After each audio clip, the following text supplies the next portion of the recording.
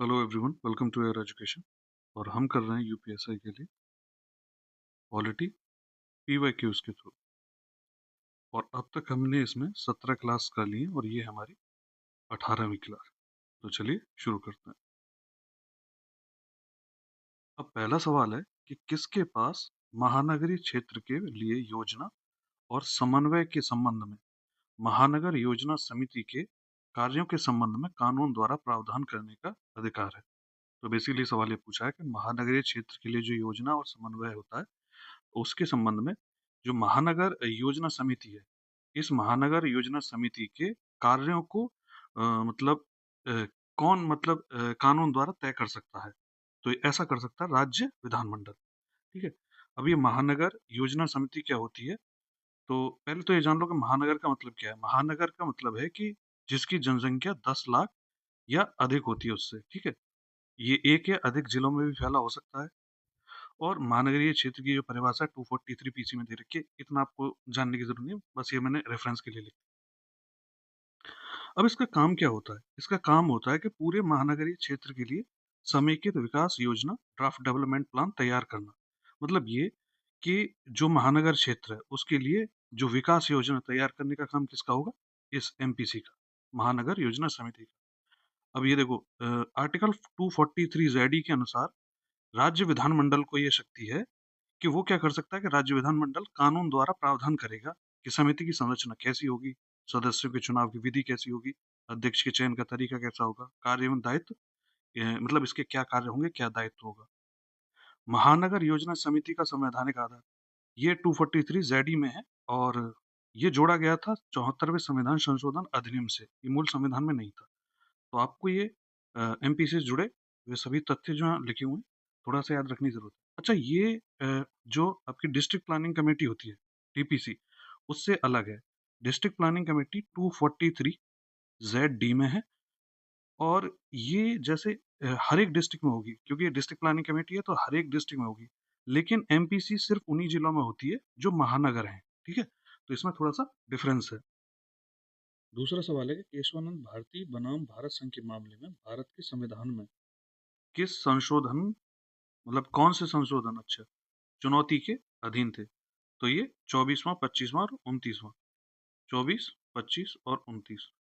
तो देखो होता क्या है, ये थोड़ी सी स्टोरी जान लो कि डीपीएसपी में क्या करना होता है सरकार को। आपको पता ही है कि स्टेट को एक ड्यूटी दे रखी होती है कि स्टेट को ये काम करना है। फंडामेंटल राइट्स में क्या होता है कि फंडामेंटल राइट्स मिले होते हैं स्टेट के अगेंस्ट, कि स्टेट आपके इंडियन राइट्स को नहीं वायोलेट करेगा। ठीक है। अब एक केस हुआ जो 1967 का है। ठीक है। इसमें पहली बार Golaknath versus state of Punjab का ये केस है। तो पहली बार सुप्रीम कोर्ट ने ये कहा कि संसद जो है मौलिक अधिकारों में संशोधन नहीं कर सकती है।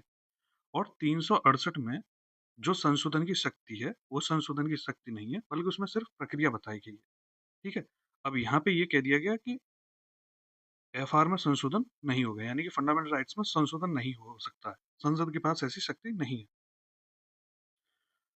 अब इसी चीज को बदलने के लिए संसद ने क्या किया, 24वां संविधान संशोधन अधिनियम 1971 लाया और इसमें यह कहा कि आर्टिकल 13 में ही संशोधन कर दिया। अच्छा, 13 में क्या लिखा है? 13 में लिखा हुआ है कि संसद कोई भी ऐसा कानून नहीं बनाएगी जो मौलिक अधिकारों का उल्लंघन करता हो। ठीक है। तो संसद ने कहा कि कॉन्स्टिट्यूशनल अमेंडमेंट को लॉ नहीं माना जाएगा, मतलब वो कानून नहीं है। कॉन्स्टिट्यूशनल अमेंडमेंट सामान्य कानून से अलग होता है। तो संवैधानिक संशोधन जब अगर लॉ नहीं है तो फिर तो किया जा सकता है, मतलब यही हुआ ना कहने का। तो 368 में स्पष्ट किया गया कि संसद के पास संशोधन की शक्ति है। यहाँ फिर संसद ने संवैधानिक संशोधन के माध्यम से ये चीज कर दी। अभी आगे जाके के इसको और एक्सप्लेन मैं करूंगा, जहां मैं 13 के बारे में बात करूंगा, अनुच्छेद 13 क्या है। ठीक है। उसके बाद फिर 25वां संविधान संशोधन आया, फिर उसके बाद 29वां संविधान संशोधन आया। तो इस तरह जब संविधान संशोधन आने लगे तो फिर से एक और केस आता है, Keshavananda Bharati versus state of Kerala का। ठीक है। ये 1973 का केस है और माइलस्टोन केस है। इसको इसी में बेसिक स्ट्रक्चर का जो डॉक्टरिन है ये स्थापित किया गया था और अब तक की सबसे बड़ी बेंच ने इस फैसले को दिया था 13 जजों की ये पीठ थी। इसमें कोर्ट ने कहा कि फंडामेंटल राइट्स में संशोधन कर सकती है, या फिर ये कह लो कि संसद के पास संशोधन की शक्ति है, पर संसद क्या नहीं कर सकती, बेसिक स्ट्रक्चर को नहीं चेंज कर सकती। ठीक है, और बेसिक स्ट्रक्चर क्या होगा ये हम टाइम टाइम पे केसेस के माध्यम से बताते रहेंगे। तो कुल मिला के ये स्टोरी है इस तरह की। अगला सवाल देखते हैं। अगला सवाल है तीसरा, मातृत्व लाभ अधिनियम 1961 के तहत एक महिला जो 3 महीने से कम उम्र के बच्चे को कानूनी रूप से गोद लेती है, वह बच्चे को उसे सौंपे जाने की तारीख से कितने दिन की अवधि के लिए मातृत्व लाभ की हकदार होती है। तो देखो, इसको मैं पूरा एक्सप्लेन कर देता हूँ। देखो, मातृत्व लाभ अधिनियम 1961 का है। ये संविधान का जो आपका आर्टिकल 42 है, जो ये कहता है कि राज्य क्या करेगा, राज्य इंश्योर करेगा कि मातृत्व राहत दिया जा सके। ठीक है, मतलब जो स्त्रियां काम कर रही हैं, यदि वो माता बनती हैं तो उनको जैसे जो वेकेशन की जरूरत पड़ती है, ठीक है, उनको जो लीव की जरूरत पड़ती है, तो उस लीव में उनके पैसे नहीं काटने चाहिए। ठीक है, उस टाइप की चीज है, सिंपल लैंग्वेज समझा रहा हूँ। मानवोचित कार्य दर्शाएं कि मतलब जहाँ आप काम कर रहे हैं वह मानव के लिए, ऐसा ना हो कि वहाँ पानी का पीने का पानी ना हो। ठीक है, इस टाइप की जो बेसिक नीड है वो होनी चाहिए। तो ये स्टेट को ड्यूटी दी गई है संविधान में। तो इसी चीज को इंश्योर करने के लिए मातृत्व लाभ अधिनियम 1961 बनाया गया। अब इसमें एक महत्वपूर्ण संशोधन 2017 में हुआ, और इस संशोधन में क्या किया गया, 2017 के संशोधन में ये किया गया कि जो जैविक माँ के लिए अवकाश बढ़ाकर 26 सप्ताह कर दिया गया। तो जो जैविक माँ है, जिसने स्वयं अपने बच्चे को जन्म दिया है, वो 26 सप्ताह का अवकाश ले सकती है। और अडॉप्टिव मदर के लिए एक अलग प्रावधान जोड़ा गया। ठीक है, तो जो माता किसी बच्चे को मतलब गोद लेती है, उसके लिए अवकाश का प्रावधान किया गया। और इसमें क्या किया गया, सेक्शन 54 में, कि यदि बच्चा 3 माह से कम आयु का है और उसको गोद लिया जा रहा है, तो महिला को 12 सप्ताह का मातृत्व लाभ मिलेगा। मतलब 12 सप्ताह की वो मातृत्व लाभ ले सकती हैं। और उसकी गिनती कब से की जाएगी, बच्चे को सौंपे जाने की तिथि से। जिस तिथि को बच्चा सौंपा गया है मदर को, उस तिथि से लेकर 12 सप्ताह तक का मातृत्व लाभ लिया जा सकता है। तो यहाँ पे आपका सही उत्तर होगा 12 सप्ताह। ठीक है, थोड़ा आइडिया लग गया होगा कि ये किस बारे में। अगला क्वेश्चन, राष्ट्रीय सुरक्षा अधिनियम का दूसरा महत्वपूर्ण संशोधन किस वर्ष पारित किया गया। ठीक है, तो राष्ट्रीय सुरक्षा अधिनियम क्या है, 1980 का एक कानून है। और ये किससे रिलेटेड है, यहाँ पे मैंने बना रखा है इसका चार्ट। देखो, रिवाइज करा देता हूँ। नेशनल सिक्योरिटी एक्ट, एनएसए 1980, इसी को आप रासुका के नाम से भी जानते हैं, राष्ट्रीय सुरक्षा कानून। ठीक, ये बेसिकली क्या करता है, इसका संवैधानिक आधार है आर्टिकल 22, जो पार्ट 3 फंडामेंटल राइट्स में आता है। और इसका क्लॉज 3 से लेकर 7 तक प्रिवेंटिव डिटेंशन से संबंधित प्रावधान है। तो ये जो कानून है एनएसए, प्रिवेंटिव डिटेंशन से ही संबंधित एक कानून है। अब प्रिवेंटिव डिटेंशन और सामान्य गिरफ्तारी अलग अलग अवधारणाएं हैं। जैसे सामान्य गिरफ्तारी तब होती है जब आप कोई अपराध कर देते हैं, और जब आपको अपराध करने से रोकने के लिए ही पहले ही डिटेन कर लिया जाता है, तो उसको प्रिवेंटिव डिटेंशन कहते हैं। ये चीज मैं पहले भी बता चुका हूँ, फिर से बता रहा हूँ। अब इस अधिनियम में ये जो एनएसए है, ये 1980 का कानून है। और ये प्रश्न भी पूछा गया है कि किस प्रकृति का है, तो ये प्रिवेंटिव डिटेंशन लॉ है। ठीक है, निरोधात्मक कानून है। लागू वर्ष ये भी पूछा गया है, 1980 का ये कानून है। संशोधन क्रम, पहला महत्वपूर्ण संशोधन 1984 में हुआ, महत्वपूर्ण संशोधन, और 1985 में दूसरा प्रमुख संशोधन हुआ। इसकी कुछ धाराएं जान लीजिए जो पूछी जाती रहती हैं एग्जाम में। अगर नहीं दिख रहा हो, मैं इसको जूम कर देता हूँ एक सेकंड। तो ये महत्वपूर्ण धाराएं, सेक्शन 3 डिटेंशन ऑर्डर के बारे में बात करता है कि स्टेट गवर्नमेंट या सेंट्रल गवर्नमेंट के पास ये शक्ति होगी कि वो किसी व्यक्ति को डिटेन कर सकते हैं अगर उस व्यक्ति से खतरा लगता है राष्ट्र को। तो ठीक है, राष्ट्रीय सुरक्षा को अगर खतरा है तो उस व्यक्ति को डिटेन किया जा सकता है। ये अपनी पावर ट्रांसफर भी कर सकते हैं डिस्ट्रिक्ट मजिस्ट्रेट या कमिश्नर को। ठीक है, सेक्शन 8 में ग्राउंड्स ऑफ डिटेंशन बताना है। आप क्या करेंगे, जिस व्यक्ति को आपने डिटेन किया है, उस व्यक्ति को आप बताएंगे कि आपको किस आधार पे, मतलब किस लिए डिटेन किया गया है। सेक्शन 9 बात करता है एक एडवाइजरी बोर्ड का गठन करने के बारे में। अच्छा, जिस व्यक्ति को गवर्नमेंट ने डिटेन किया है, उस व्यक्ति के 3 सप्ताह के अंदर-अंदर, यानी 21 दिन के अंदर-अंदर इस एडवाइजरी बोर्ड के पास ले जाना होता है। फिर ये एडवाइजरी बोर्ड अगले, ये देखो सेक्शन 10 लिखा है ना कि मामला एडवाइजरी बोर्ड को 3 सप्ताह के भीतर भेजना। तो गवर्नमेंट क्या करेगी, 3 सप्ताह के अंदर-अंदर एडवाइजरी बोर्ड के पास ये मामला भेजेगी कि इस व्यक्ति को डिटेन किया गया है। फिर एडवाइजरी बोर्ड रिपोर्ट देगा कि 7 सप्ताह के भीतर, 7 सप्ताह का समय होता है। ये भी उसी तारीख से गिना जाएगा जिस तारीख को डिटेन किया गया है। अब इस 7 सप्ताह के भीतर एडवाइजरी बोर्ड ये बताएगा कि इस व्यक्ति को, जिस व्यक्ति को मान लीजिए ये व्यक्ति को गिरफ्तार किया गया, इस व्यक्ति को वास्तव में रखा जाना चाहिए डिटेंशन में या नहीं रखा जाना चाहिए। सेक्शन 13 उस अवधि के बारे में बात करता है कि अधिकतम निरोध अवधि 12 महीने हो सकती है। ठीक है, तो ये सब आपसे पूछे जाते रहते हैं, तो एक बार ध्यान रखिएगा। चलिए आगे बढ़ते हैं। अगला सवाल है 5वां, निम्नलिखित में से कौन लोकसभा के अध्यक्ष के चुनाव में, अच्छा इसका आंसर तो बताया नहीं। हाँ, दूसरा 1985 में ये दूसरा महत्वपूर्ण संशोधन किया गया था। 5वां सवाल, निम्नलिखित में से कौन लोकसभा के अध्यक्ष के चुनाव में भाग लेता है? तो कौन लेता है? केवल लोकसभा के सदस्य। लोकसभा का अध्यक्ष है तो जाहिर सी बात है लोकसभा के अध्यक्ष चुनेंगे, सॉरी सदस्य चुनेंगे। अब लोकसभा अध्यक्ष से जुड़े जो सवाल पूछे जा सकते हैं वो ये रहे।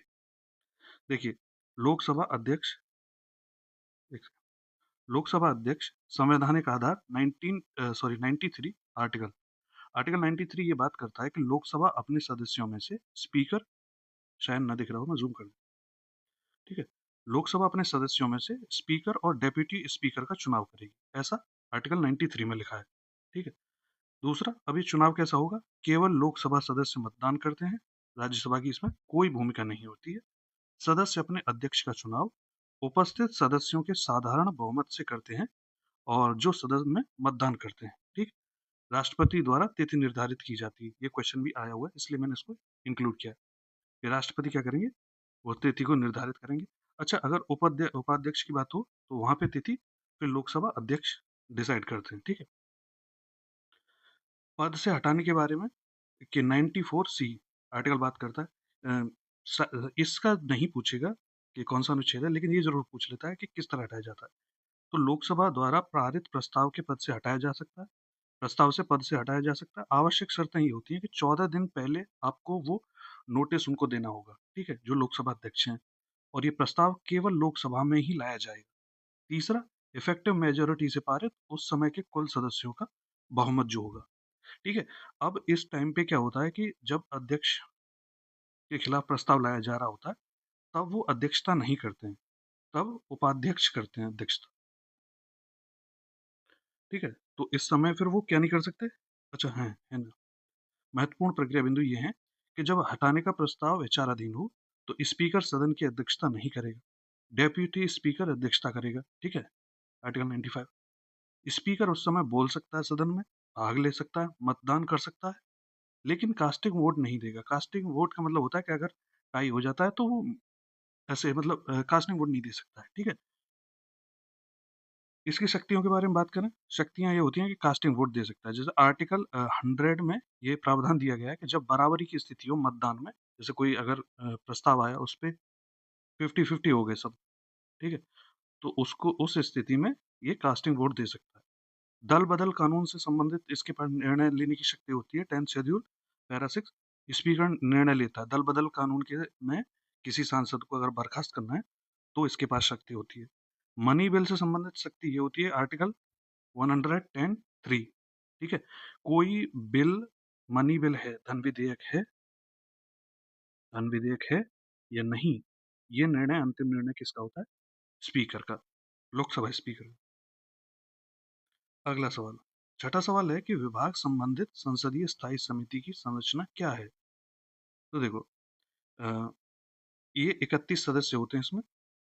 आओ थोड़ा सा जान लेते हैं संसदीय समिति के बारे में।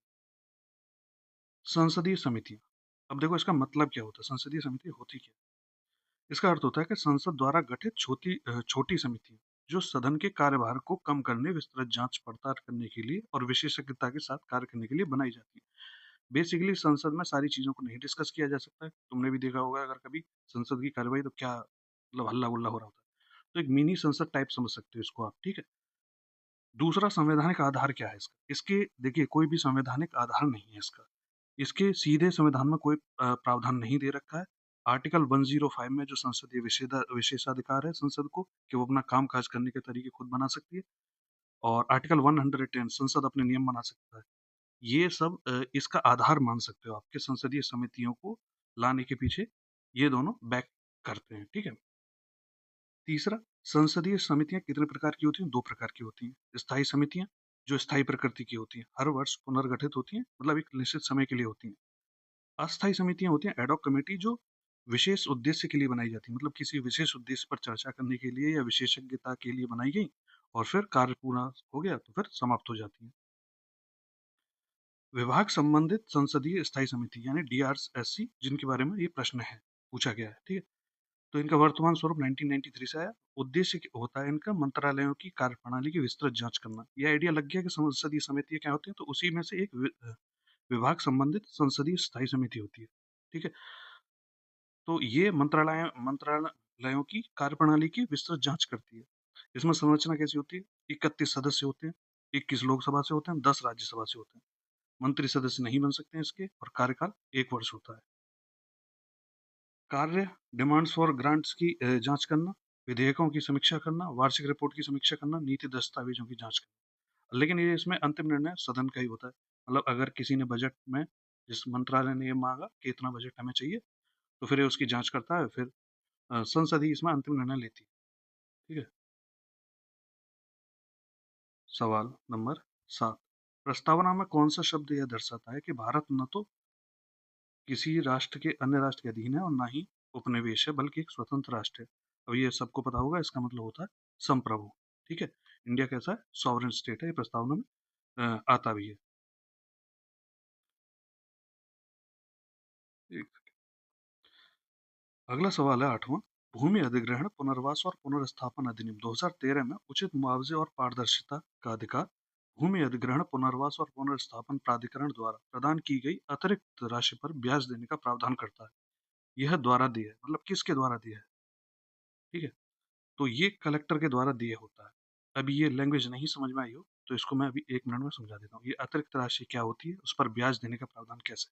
देखो, ये तुम्हें पता है, मैं पिछली कई क्लासेस में एक्सप्लेन कर चुका हूँ कि LARR एक्ट 2013 यही मुआवजा वाला, इसका पूरा नाम है right to fair compensation and transparency in land acquisition, rehabilitation and resettlement act 2013। अब इसका लागू वर्ष 2014 है, ठीक? अब ये करता क्या है? एक बार कानून का उद्देश्य समझ में आ जाता है तो फिर समझ में आ जाती है ज़्यादातर चीज़। यह कानून तब लागू होता है जब सरकार क्या करती है? सार्वजनिक उद्देश्य यानी पब्लिक पर्पज़ के लिए निजी भूमि का अधिग्रहण करती है। मतलब अगर कोई सड़क है, ठीक है? सड़क बनाने के लिए सरकार को ज़मीन चाहिए तो जब जो ज़मीन चाहिए वो निजी भूमि होती है ज़्यादातर। तो जिन लोगों से ज़मीन चाहिए तो उसका मुआवज़ा कैसे दिया जाएगा? उसका अधिग्रहण कैसे होगा? उस पर कब्ज़ा कैसे होगा? वो सारी चीज़ें ये कानून तय करता है बेसिकली, ठीक? अब देखो, मान लो कि कोई ज़मीन चाहिए तो उसकी प्रक्रिया कैसे होती है? कि सेक्शन 4 के तहत एक ऐसा ये कराया जाता है सोशल इम्पैक्ट असेसमेंट, ठीक है? सार्वजनिक उद्देश्य की जाँच की जाती है। इसमें क्या किया जाता है? ये देखा जाता है कि जो ज़मीन सरकार ले रही है, उससे कितना फ़र्क पड़ेगा? क्या फ़र्क पड़ने वाला है? ठीक है? कितने लोग बेघर होंगे? कितने लोग आजीविका खोएँगे? नहीं दिख रहा होगा इसको और ज़ूम कर देते हैं। तो इसमें सोशल इम्पैक्ट देखा जाता है कि क्या सोशल इम्पैक्ट पड़ेगा। सेक्शन 8 में ऐसा ही एक रिपोर्ट की समीक्षा एक एक्सपर्ट कमेटी करती है, ठीक है? कि क्या आया इसमें। सेक्शन 11 प्रिलिमिनरी नोटिफिकेशन के बारे में बात करता है। भूमि अधिग्रहण का प्रारंभिक इरादा घोषित करती है। सरकार कहती है कि हम इस जमीन को लेंगे, ठीक है? सेक्शन 15 में फिर वो आपत्तियां दर्ज करने का अवसर देती है कि अगर किसी को कोई आपत्ति है तो बताओ भाई, ठीक है? सेक्शन 19 में जब सारी चीज़ें सॉल्व आउट हो जाती हैं, फिर आधिकारिक घोषणा कर दी जाती है। आधिकारिक रूप से बताया जाता है कि यहाँ तो ये था कि इस ज़मीन को लेंगे, यहाँ ये हो जाता है कि इस ज़मीन को ले रही है सरकार, ठीक? फिर सेक्शन 30 में कलेक्टर द्वारा अवार्ड पारित किया जाता है, मतलब एक अंतिम मुआवजे की घोषणा की जाती है कि ये मुआवजा दिया जाएगा और 31वां मुआवजे का भुगतान किया जाता है। अब अगर किसी व्यक्ति को ये लगता है, देखो वो भुगतान नहीं लेता है और वो उसे लगता है कि नहीं मुझे कम मिल रहा है भाई, मतलब मेरा घर था या उसमें ज़्यादा था, कुछ भी ऐसे कोई रीज़न हो सकता है, ठीक है? तो वो क्या करेगा, कलेक्टर को रिक्वेस्ट करेगा और एक एलएआरआर अथॉरिटी होती है, तो उसके पास जाने के लिए यदि व्यक्ति अवार्ड से असंतुष्ट है तो उसके पास जाता है और फिर अगर वो अथॉरिटी चाहे तो अवार्ड बढ़ा देती है, ठीक है? यानी मुआवजे को बढ़ा देती है। अब जो मुआवजा बढ़ा, ठीक है? अब देखो मुआवजा में अभी एक मुआवजा बढ़ा, इसी को जो बढ़ी हुई राशि है, उसी को अतिरिक्त राशि बोला गया। तो सेक्शन 80 एक है, वो ये बात कहता है कि अगर मुआवजे में भुगतान में देरी होती है, तो 1 वर्ष तक जैसे तो 9% ब्याज लगेगी उस पे। कलेक्टर को 9% ब्याज देनी पड़ेगी अगर मुआवजा भुगतान में देरी होती है तो। ये देरी कब से? जब अधिग्रहण कर लिया गया और कब्जा ले लिया गया, ठीक है? और उसके बाद अगर 1 साल भी तक भी नहीं होता है भुगतान मुआवजे का, ठीक है? तो उसके बाद 15% देना पड़ेगा कलेक्टर को ब्याज उस मुआवजे पर। ये अधिग्रहण हुआ ज़मीन का, कब्जा, ठीक है? लेकिन मुआवजा नहीं पहुँचा 1 साल तक, तो यहाँ 9% और अगर 1 साल से ज़्यादा हो जाता है, तो 15% ब्याज देगा कलेक्टर, ठीक है? अब ये क्वेश्चन आपका था, अतिरिक्त राशि पर ब्याज देने का प्रावधान करता है, तो कलेक्टर ही देगा और अतिरिक्त राशि पर भी ब्याज लगती है, यही वाली, ठीक? तो ये क्वेश्चन ये था। आई होप इससे जुड़े बाकी जो इम्पोर्टेंट चीज़ें थी, वो भी क्लियर होंगी। अगला सवाल है 9वां, संविधान प्रथम संशोधन अधिनियम 1951 की संवैधानिकता को किस मामले में बरकरार रखा गया था? तो देखो, ये था श्री शंकरी प्रसाद सिंह देव बनाम भारत संघ। अब ये क्या मैटर था, जान लो। यहीं से बेसिक बेसिक स्ट्रक्चर वाला ही वो फिर से रिवाइज हो जाएगा। देखो, संविधान में पहला संशोधन किया गया 1951 और इसमें क्या किया गया, 1902 में रीजनेबल रिस्ट्रिक्शंस जोड़े गए, मतलब आपको अभिव्यक्ति की स्वतंत्रता का तो अधिकार है, पर लिमिट में। ये बात सिंपली लैंग्वेज में समझाने की कोशिश करो। आर्टिकल 31 ए जोड़ा गया, 31 बी जोड़ा गया, नाइन्थ शेड्यूल की शुरुआत की गई। नाइन्थ शेड्यूल में ये कहा गया कि जुडिशरी क्या कर सकती है, इसका रिव्यू नहीं कर सकती, जुडिशरी चेक नहीं कर सकती कि ये ठीक है या गलत है, ठीक है? फिर 1951 में ये केस होता है Shankari Prasad Singh Deo versus Union of India, Shankari Prasad versus Union of India, simple याद रखना। इसमें न्यायालय के पास ये प्रश्न था कि क्या संसद मौलिक अधिकारों में संशोधन कर सकती है? तो कोर्ट ने कह दिया कि सुप्रीम कोर्ट ने तब ये कहा कि संविधान संशोधन आर्टिकल 368 के तहत शक्ति, आर्टिकल 13 में लॉ का अर्थ साधारण कानून है, ठीक है? संविधान संशोधन जो है वो 368 के तहत शक्ति है संसद की, और आर्टिकल 13 में जो लिखा हुआ है, अब आर्टिकल 13 में क्या लिखा हुआ है, आर्टिकल 13 में बेसिकली ये लिखा हुआ है कि the state shall not make any law which takes, simple language में क्या बोलते हैं, राज्य कोई भी ऐसा कानून नहीं बनाएगा जो इस पार्ट यानी दिस पार्ट जो 3 भाग है, भाग 3 मतलब मौलिक अधिकारों का उल्लंघन करता हो, ऐसा कोई भी कानून नहीं बनाएगा। तो ये जो वर्ड है लॉ, बस ये मैंने इंग्लिश में इसीलिए लिखा है कि क्योंकि ये लॉ के ऊपर ही सारा खेल था। तो लॉ के ऊपर ये था कि लॉ नहीं बनाएगा। तो कोर्ट ने कहा कि लॉ का मतलब है कि कानून नहीं बनाएगा, ऐसा नहीं कि संविधान संशोधन नहीं करेगी संसद। तो इसमें ये मान लिया गया कि कॉन्स्टिट्यूशनल अमेंडमेंट को लॉ नहीं माना जाएगा, मतलब यहाँ मान लिया गया था कि संसद संविधान संशोधन कर सकती है। उसके बाद फिर सज्जन सिंह केस था, इसमें भी मान लिया गया।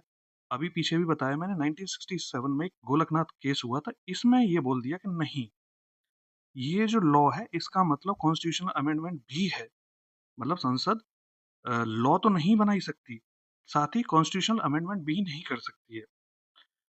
फिर 1971 में उसी को बदलने के लिए 24वां संविधान संशोधन आता है और 24वें संविधान संशोधन में ये लिख दिया था, nothing in this article shall apply to any amendment of this constitution made under article 368। मतलब ये है, इसका सिंपल मतलब ये है, देखो कुछ चीजें ना इंग्लिश में हैं तो वो इंग्लिश में मतलब उनका अनुवाद करूंगा तो मैं वो सब गड़बड़ आ जाता है, इसलिए मैंने वो सिर्फ रेफरेंस के लिए लिखी है। तो यहाँ ये कह दिया गया कि इस आर्टिकल की कोई भी बात, मतलब ये लॉ नहीं बना सकती है वो सब बात है, ठीक है, बस इस आर्टिकल की कोई भी बात 368 पे लागू नहीं होगी, ठीक है? तो यहाँ से इसको सेव कर दिया गया। फिर 1973 में केशवानंद भारती का केस ही आ गया, बेसिक स्ट्रक्चर। तो यहाँ ये बोल दिया गया बेसिक स्ट्रक्चर में कि संसद क्या कर सकती है, संशोधन तो कर सकती है, संसद के पास संशोधन का पूरा अधिकार है, पर बेसिक स्ट्रक्चर नहीं बदल सकती है। ठीक, आई होप क्लियर हुआ होगा ये टाइमलाइन कैसे क्या था। अब बढ़ते हैं आगे। 10वां सवाल कहता है कि भारतीय संविधान के कौन से अनुच्छेद राज्य के नीति निर्देशक तत्वों के अंतर्गत आते हैं। तो 36 टू 51, डीपीएसपी। मैं फटाफट रिकॉल करा देता हूँ। ये सारे मैं वैसे डिस्कस कर चुका हूँ। पार्ट 4 में आते हैं डीपीएसपी, 36 से 51 तक है। 36 में लिखा हुआ है डीपीएसपी स्टेट की जो परिभाषा है वो आर्टिकल 12 जैसी होगी, मतलब डीपीएसपी में स्टेट का मतलब वही होगा जो 12 में लिखा हुआ है, आर्टिकल 12 में लिखा हुआ है। आर्टिकल 37 में लिखा हुआ है डीपीएसपी न्यायालय द्वारा लागू नहीं किए जा सकते। मैंने बताया भी था कि इसमें प्रकृति के बारे में डीपीएस की किस प्रकृति के हैं, परंतु शासन के लिए मूलभूत है। और ये भी बताया गया कि शासन अपनी पॉलिसीज को बनाते समय इनका यूज करेगा, इनको छोड़ नहीं सकता है। 42वें संविधान संशोधन से जो डीपीएसपी ऐड हुए, आर्टिकल 39A समान न्याय और निःशुल्क विधिक सहायता, नालसा इसी की वजह से की देन है। ठीक है। आर्टिकल 43A उद्योगों के प्रबंधन में श्रमिकों की भागीदारी, और 48A पर्यावरण और वन संरक्षण स्टेट की ड्यूटी होगी। ये आर्टिकल 40 ग्राम पंचायतों की स्थापना, 48 कृषि और पशुपालन का संगठन, गौ संरक्षण। ठीक है। 48 सॉरी 44 यूसीसी, यूसीसी समान नागरिक संहिता, यूनिफॉर्म सिविल कोड। ठीक है। आर्टिकल 51 अंतर्राष्ट्रीय शांति और सुरक्षा को बढ़ावा। अब ये कुछ हैं, चलो ये मैं आगे आएंगे तब बताऊंगा।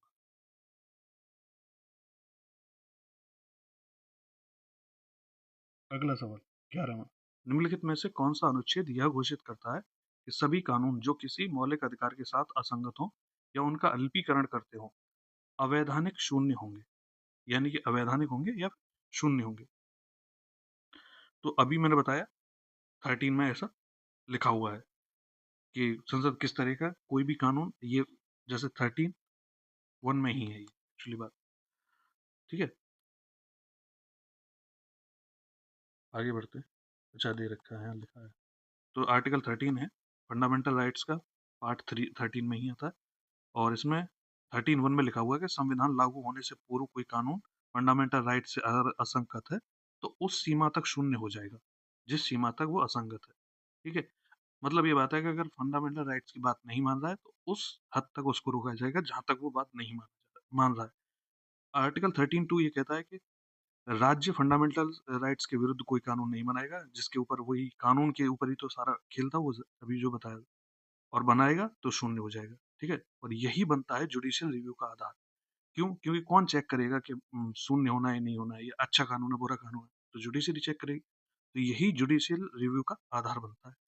आर्टिकल 13(3) कहता है कि लॉ में ऑर्डिनेंस, ऑर्डर, बायलॉज या रूल सभी चीजें शामिल है। ठीक है, कोई भी ऐसी चीज एग्जिस्ट नहीं करेगी जो फंडामेंटल राइट्स का उल्लंघन करती हो। आर्टिकल 13(4) 24वां संविधान संशोधन, ये जोड़ा गया था, मैंने अभी बताया कि कॉन्स्टिट्यूशनल अमेंडमेंट लॉ नहीं होता है, वो अलग चीज है, ऐसा संसद ने कह दिया था। अगला सवाल है 12वां, राज्य प्रदूषण नियंत्रण बोर्ड के कार्यों को मतलब प्रदूषण की रोकथाम और नियंत्रण अधिनियम 1974 की किस धारा के तहत निर्धारित किया गया। देखो ये अगर स्टेट के बारे में बात करें तो 17 इसका होगा आंसर। ये कानून है एक, water prevention and control of pollution act 1974 का, ये यहाँ पे लिखा हुआ है 1974 का, जल प्रदूषण की रोकथाम और नियंत्रण के लिए। ठीक है, जल की गुणवत्ता बनाए रखने के लिए ये कानून है। ठीक है, अब इस कानून की सेक्शन 3, इसमें ज्यादा सवाल नहीं पूछे जाते हैं, या तो ये पूछेगा जो सेंट्रल पॉल्यूशन कंट्रोल बोर्ड है इसकी स्थापना सेक्शन 3 के तहत होती है, स्टेट पॉल्यूशन कंट्रोल बोर्ड की स्थापना सेक्शन 4 के तहत होती है, सेक्शन 16 में सीबी यानी कि सेंट्रल पॉल्यूशन कंट्रोल बोर्ड के कार्य हैं, और सेक्शन 17 में जो राज्य वाला है उसके कारण, राज्य बोर्ड के कारण है, और सेक्शन 21 सैंपलिंग के बारे में बात करता है कि किस तरह सैंपल लिया जाएगा जल का। सेक्शन 24 जल स्रोत में प्रदूषक पदार्थ का निष्कासन प्रतिबंधित करता है। ये क्वेश्चन पूछा जा सकता है, तो मैंने इसलिए यहाँ लिख दिया इसको कि जल स्रोत में प्रदूषक जो पदार्थ है उनका निष्कासन नहीं किया जा सके। 13वां सवाल कहता है कि निम्नलिखित में से किसके पास उच्च न्यायालय के न्यायाधीश को उनके कार्यालय से हटाने की शक्ति है जब संसद के प्रत्येक सदन ने एक प्रस्ताव पारित किया है। ठीक है, तो ऐसा भारत के राष्ट्रपति करेंगे। जब संसद ने प्रस्ताव पारित कर दिया है तो फिर भारत के राष्ट्रपति उच्च न्यायालय के न्यायाधीश को उनके कार्यालय से हटा देते हैं। इसी को इम्पीचमेंट ऑफ जजेस बोला जाता है। वैसे इम्पीचमेंट सिर्फ राष्ट्रपति के लिए शब्द इस्तेमाल होता है, लेकिन आम बोलचाल की भाषा में इम्पीचमेंट इस्तेमाल होने लगा है, तो इसलिए बोल दे रहा हूँ। संवैधानिक आधार है देखो 217(1)(b), ठीक है, जो कहता है कि हाई कोर्ट जज रिमूवल कैसे होगा, जैसे 124 में दे रखा है। 124 ये जो 124(4) में दे रखा है क्लॉज 4 में कि एससी के जो सुप्रीम कोर्ट के जो जज हैं उनका रिमूवल प्रोसीजर क्या है, और क्या लिख रखा है कि दुर्व्यवहार या अक्षमता के आधार पर संसद के दोनों सदनों में विशेष बहुमत से प्रस्ताव पारित होना अनिवार्य है। यह प्रस्ताव प्रत्येक सदन की कुल सदस्यता के बहुमत और उपस्थित एवं मतदान करने वाले सदस्यों के कम से कम 2/3 सदस्यों द्वारा समर्थित होना चाहिए। तो देखो होता क्या है, ठीक है, ये प्रक्रिया इसमें नहीं लिखी हुई है। प्रक्रिया लिखी है एक 1968 का एक कानून है, ठीक है, उसमें ये जजेस से रिलेटेड है। प्रस्ताव की शुरुआत कैसे हो? अगर लोकसभा में आप प्रस्ताव ला रहे हो किसी जज को हटाने का, तो 100 सांसदों का समर्थन चाहिए। बड़ा कर, ठीक है, तो लोकसभा में अगर आप प्रस्ताव ला रहे हो तो 100 सांसदों का समर्थन चाहिए। राज्यसभा में ला रहे हो तो 50 सांसदों का चाहिए। अब समर्थन के साथ जब प्रस्ताव ले आए आप, तो अगर उसको एक्सेप्ट कर लेते हैं या तो इसके अध्यक्ष या इसके अध्यक्ष सभापति, अगर ठुकरा देते हैं तो फिर बात ही खत्म, वही खत्म हो जाता है प्रस्ताव। लेकिन अगर एक्सेप्ट कर लेते हैं तो जांच समिति बनेगी, 3 सदस्यीय समिति का गठन होगा, वो आरोप की जांच करेगी। आरोप ठीक पाया जाता है तो मतदान होगा। कुल सदस्य संख्या का बहुमत, मतलब एक सदन में जितने सदस्य हैं वो बहुमत उपस्थित एवं मतदान करने वालों का 2/3। ठीक है, ये कंडीशन पूरी हो जाएगी तो प्रस्ताव पारित हो जाएगा, तो फिर राष्ट्रपति उस जज को हटा देंगे। आगे बढ़ते हैं। 14वां सवाल। 14वां कहता है कि निम्नलिखित में से कौन सा संवैधानिक निकाय भारतीय संविधान के अनुच्छेद 338 के तहत स्थापित किया गया था? तो कौन सा किया गया? 338 के तहत राष्ट्रीय अनुसूचित जाति आयोग, NCSC। इसके बारे में भी थोड़ा सा देख लेते हैं। NCSC आर्टिकल 338 के तहत national commission for schedule caste होता है। 65वें संविधान संशोधन से, ठीक है, 1990 में इसको संयुक्त आयोग बनाया गया था SC और ST के लिए। ठीक है, आर्टिकल 338 के तहत 89वां संविधान संशोधन हुआ 2003 में, और SC और ST के लिए अलग अलग आयोग कर दिए गए। 338 में कर दिया गया SC के लिए आयोग, और 338 में ST के लिए आयोग, NCST। इसकी संरचना ऐसी होती है कि आयोग में कुल 5 सदस्य होते हैं जिनकी नियुक्ति भारत के राष्ट्रपति द्वारा की जाती है। एक अध्यक्ष होते हैं, एक उपाध्यक्ष होते हैं और 3 अन्य सदस्य होते हैं।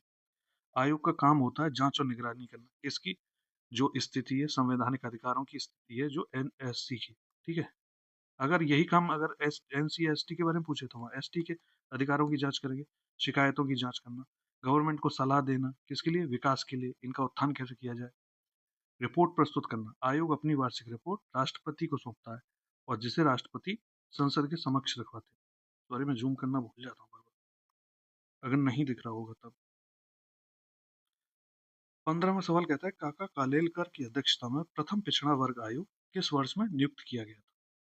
तो ये किया गया था 1953 में, और 1955 में इस आयोग ने अपनी रिपोर्ट दी। अब देखो, पिछड़ा वर्ग आयोग है ये 3। काका कालेलकर आयोग 1953 में बना, 1955 में अपनी रिपोर्ट सौंपी, ठीक है, जिसमें पिछड़ेपन के आधार के रूप में जाति को मुख्य मानदंड माना गया था।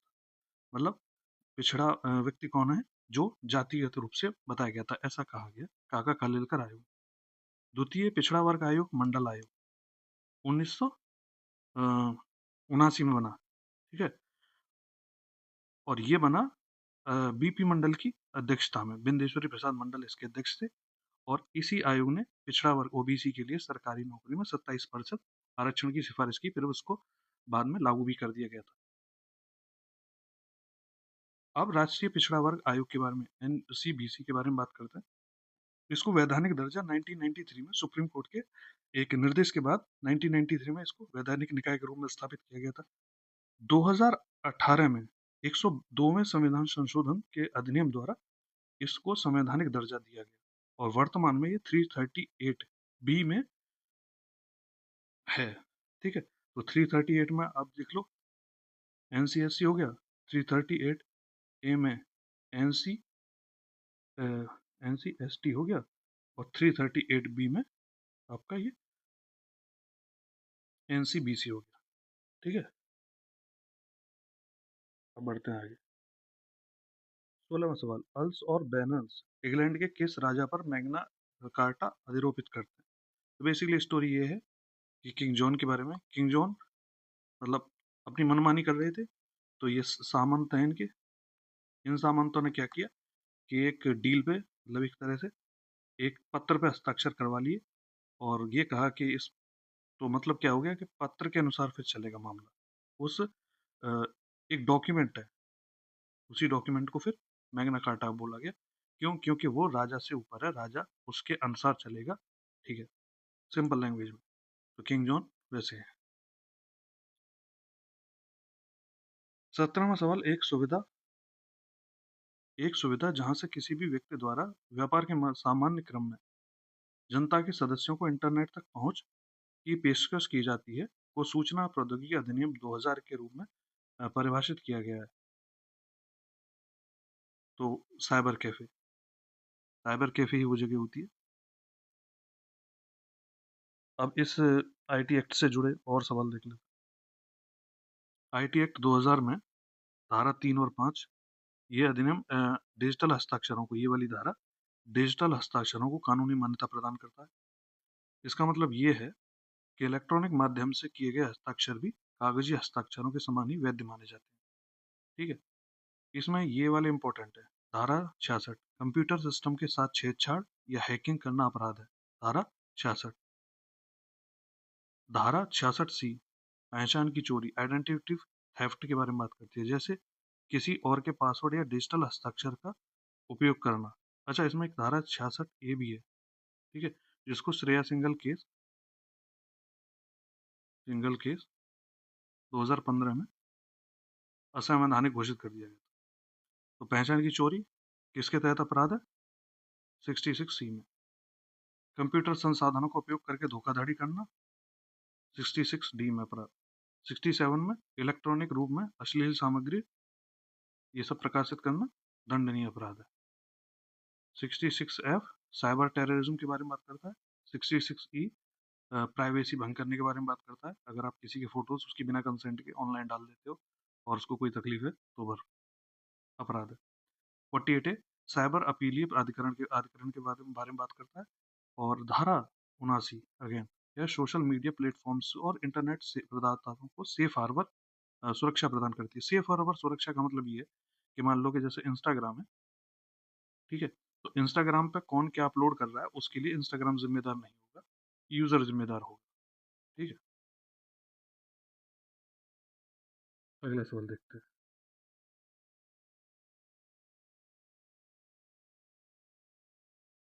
अगला सवाल है, भारतीय संविधान के निम्नलिखित में से किस अनुच्छेद में अंतरराज्यीय परिषदों की स्थापना का प्रावधान है?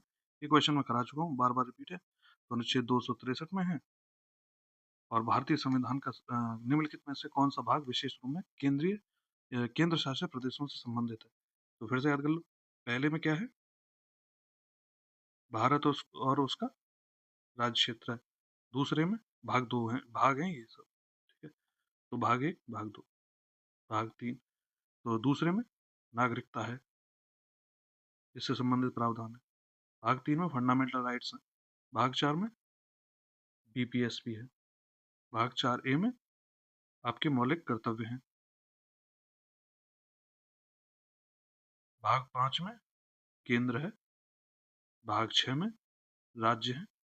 भाग 7 आपका निरसित हो चुका है और भाग 8 में आपके ये ईयूटीज़ है, तो भाग 8 आप सही उत्तर है। चलिए, यहीं तक थी आपकी क्लास और मैंने उसमें कुछ चेंजेस किए हैं। आई होप आपको पसंद आए होंगे और अगर ज़्यादा सब खिचड़ी हुआ लग रहा है तो प्लीज़ बताइएगा, मैं चेंज कर दूँगा। बाकी थैंक यू फॉर वॉचिंग और अगर आपका कोई सुझाव है तो प्लीज़ कमेंट कीजिए। ठीक है? Thank you.